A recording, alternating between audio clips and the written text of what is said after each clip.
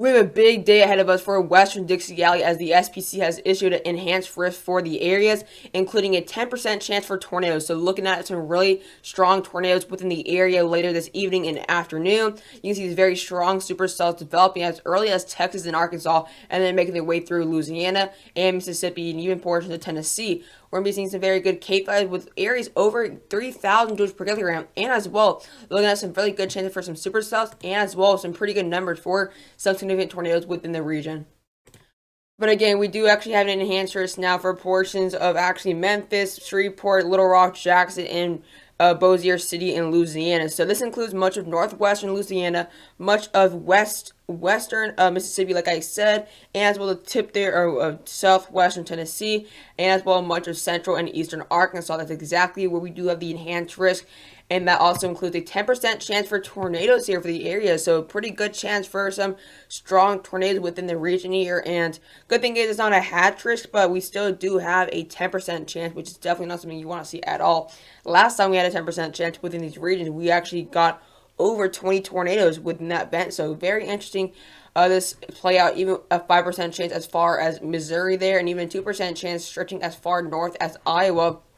Wind threat as well at 30% chance. So we have two threats that are actually enhanced. It includes the tornado threat and the wind threat, with the hail threat still being at a slight risk there. But 30% chance still includes those areas like Memphis, Shreveport, Little Rock, Jackson, and Bossier City. And then we have a pretty widespread 15% chance for some winds all the way up into areas like Columbia, Missouri, Jackson, Tennessee, Hattiesburg, Mississippi, Alexandria, Louisiana, and Meridian, Mississippi. And we still have that 15% chance for hail within the 5 million people area, which includes all the way from Texas to portions of upper Missouri. So we are going to start seeing pretty widespread hail today, a little bit more widespread than where the enhanced is. But Shreveport, Little Rock, Longview, Texas, Bossier City, and North Little Rock, Arkansas, you guys are under that 15% chance for some winds. So biggest threat today is definitely going to be tornadoes and the wind, but I'm really going to keep a close eye on the tornadoes for today. So let's go ahead and take a look at the storms here. So by 2 o'clock, we're going to start seeing some storms blowing up across portions of the southwestern Oklahoma, and a few storms even blowing up across portions of northern Missouri. So with these storms up here in Missouri by 2 o'clock this afternoon, these are going to mainly be wind, most likely wind and hail, not going to be anything too tornadic, because these really won't be any supercells. It's going to just be some linear thunderstorms making their way towards the central Missouri region. And then we kind of see this whole line of storms just blowing up from Missouri down to Texas. And this is where we're going to start watching for supercells as early as 4 o'clock there. Northern Louisiana, portions of Texas can very well see some supercells. And as well portions of Arkansas, we're going to really watch out for a lot of supercells that can very well be tornadic across portions of northern Texas, making their way into Louisiana. And then, of course, by now 6 o'clock, we kind of have a big, I guess one big linear squall line here, and we're still going to watch out for some supercells to develop across Arkansas. And it's going to be a big threat making its way towards the Memphis region, and we're still going to be watching for some scattered supercells to be within this squall line here, specifically for the areas like northern Arkansas and portion of western Tennessee. Going to be watching out for some tornadoes there on the overnight hours. And then by 11 o'clock here, this will now make its way towards, not Tennessee, sorry, Memphis. Not Memphis, make its way towards Mississippi there. Possibly some scattered supercells within that region there. Maybe a few there in Arkansas still left behind. So we're still going to be seeing some potential severe weather as late as 11 o'clock. And then once we get past midnight, this storm will kind of really die off as the Cape values really decrease. So did the dew point, and also the Cape really does decrease here. Let's go ahead and check looking at the 2 meter temperatures here. So we get to now. Let's go. As I'll get to around 2 o'clock here, we're gonna be seeing some really warm temperatures within the region today. Some widespread upper 70s and lower 80s, and we're watching that severe weather to develop early on around 3 or 4 o'clock. We're gonna start seeing some mid to possibly lower 70s across this region here, and even some upper 70s in northern Louisiana. So definitely very, very warm temperatures. And as we go later to 5 and 6 o'clock. And it does make its way towards the east here. We're going to be seeing some 80s across Tennessee, some 80s across Mississippi, and even some few 80s across portions of northern Louisiana by 6 o'clock. And then as we now get to 8 and 9 o'clock, although the temperatures will really decrease, we're still going to be seeing some really nice temperatures, actually. Some widespread upper 60s and even some mid 70s across portions of western Mississippi and western Tennessee. So even overnight, temperatures are still going to be pretty favorable for some severe weather development. Let's go ahead and check a look at the dew points here. And they're also going to be pretty good here by 3 o'clock.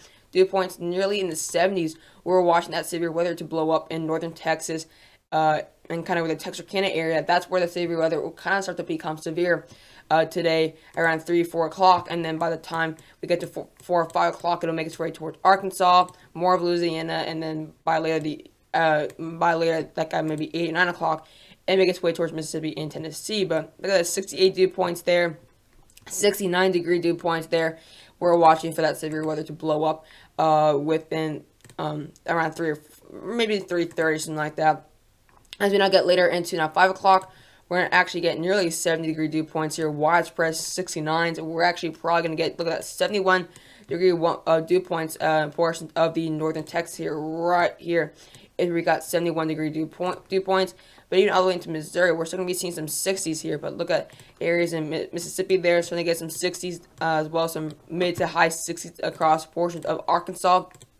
As we get later in the evening hours, around 9 o'clock, or I guess near late overnight, those really high 60s will make their way towards Mississippi there and to eastern Arkansas. So as the severe weather continues, we'll have those higher dew points continue to move eastward, and that's why the severe weather will make its way to the eastward areas gradually. So first it'll be like Texas, Arkansas, Louisiana, then it'll become like Louisiana and Arkansas, then it'll be like Arkansas, Mississippi, and Tennessee. And then later on, just be Mississippi and Tennessee. It's just as it gradually goes on here. Let's go ahead and check a look at the Cape values here, and they're actually looking a lot higher than what we're showing at the very beginning of this forecasting. When it was like day 3, day 2, the Cape values were not too good with this event, but they're looking a lot better here. So, looking at 1 o'clock, we do have about 2,600 joules per kilogram across much of northeastern Texas, and even some good numbers there past 2,000 in Louisiana and portions of Arkansas. As when I get later, though, around 3 o'clock when those storms start to blow up across Texas, northeastern Texas, that's where we're going to possibly get 3,000 joules per kilogram just outside of the Texarkana area. Look at that, 2,998. So basically, 3,000 joules per kilogram in northern Texas, and some widespread 2,000, 2,100, possibly 2,400 joules per kilogram there in Arkansas and Louisiana. As when I get down around 6 o'clock, that's the area that's going to start making its way towards Arkansas and Mississippi there. We're going to be seeing some widespread 1,000 joules per kilogram to possibly even around 1,500, 1,600 joules per kilogram, getting very close to 2,000 joules per kilogram in these areas. And then once we get around 9 o'clock, 10 o'clock, those numbers will kind of maintain towards Mississippi there, past 1,000 joules per kilogram.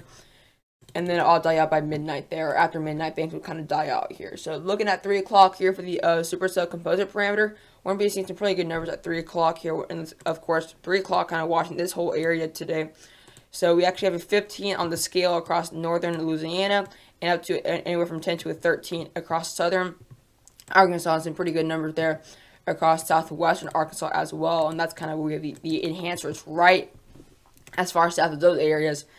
As when I get to a 4 o'clock, we're going to get up to a 21 on the scale for a portion of Arkansas, and some widespread teens when it comes to Louisiana and the southern part of Arkansas. And then as we get later into the evening hours, those numbers will kind of make their way towards the east here to the north. Now I'm going to get up to an 18 there on the border of the Missouri and Arkansas border.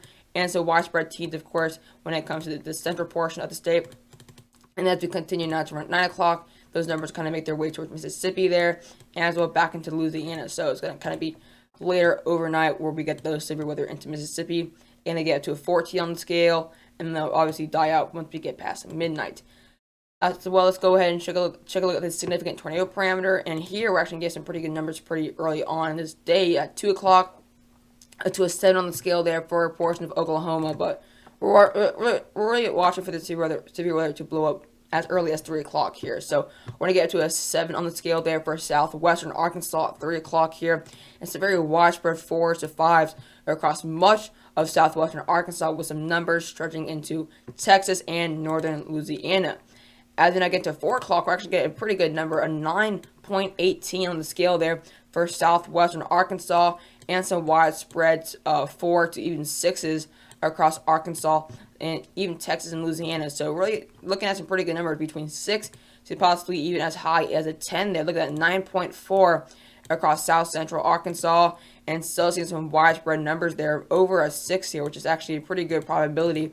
And as we make our way to around 8 o'clock and even 9 o'clock, those numbers will kind of make their way to Mississippi, and once again back into Louisiana, where we have up to a 6 on the scale by around 10 o'clock, and then we'll get those numbers later on into portions of Mississippi there, up to around a 5 there, but of course, once we get past midnight, things will rapidly die off. So let's go ahead and quickly look now at the pivotal weather and the cap values. Now you see we're going to be seeing some very little cap here. So right here we do have some pretty high cap, but that's not exactly where we're going to be watching for that severe weather. It's going to kind of be just to the east where we're watching for that severe weather at the beginning of this event here. So you can kind of see widespread zeros, some little numbers there. So this is around the mid-afternoon hours. You see we do actually have a tornado threat there for the northeastern portion of Texas, 2300 Cape. Storm relativity is not too shabby. It's at 144. -2 for cap there. Look at lifted index, -7, so pretty unstable atmosphere there. 1.6 for precipitated water. We have a 9.1 on the supercell composite parameter.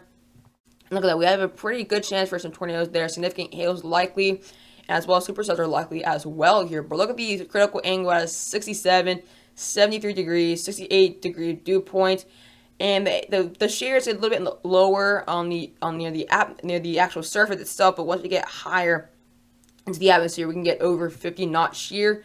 I guess you look at the photograph, it's not too shabby. You can kind of see it is making its way towards the right, so there is some slight spin in the atmosphere, but then it goes crazy after that, like a weird loop. Let's go now to Arkansas. See what's going on there. See another threat there for Arkansas, the southwestern portion of the state. Look at that. 3,123 joules per kilogram there, 76 degrees, 68 degree dew points, 1.6 precipitated water. BRN shear is not on the high side, it's only at 41 there, but the shear is not too shabby, again, near high 40s once we're getting higher atmosphere. Storm relative helicity is at 114, and lifted index is at -9, so we're seeing a pretty unstable atmosphere, and critical angle is only at 48 here. But let's go down to northern Louisiana as well. Louisiana tornado threat, so it's northern Texas, southern Arkansas, and northern Louisiana for the first few hours of this event here.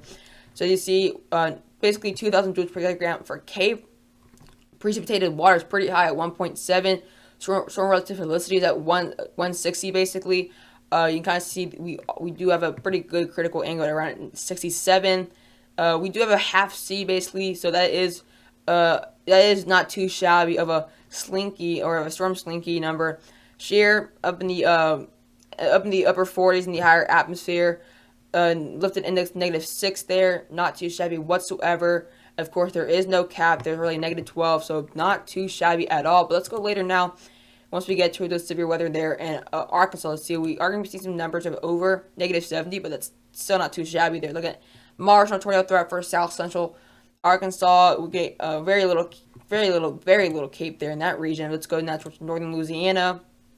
By marginal severe weather threat, but that's when the Cape is going to be very, very low there. Let's go to Arkansas now.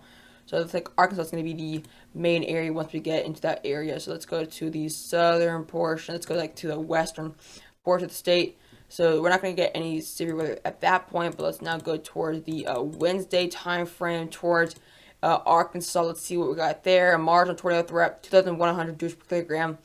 The photographs all over the place. Critical angle is pretty good there, 93. BRN and shear is very low. We actually have not too good shear here in this region, so that's not going to be too good really at all. Let's go to areas like western Tennessee, of course. We have marginal severe weather threat there, but that'll become more of a bigger threat as we get later into the evening hours.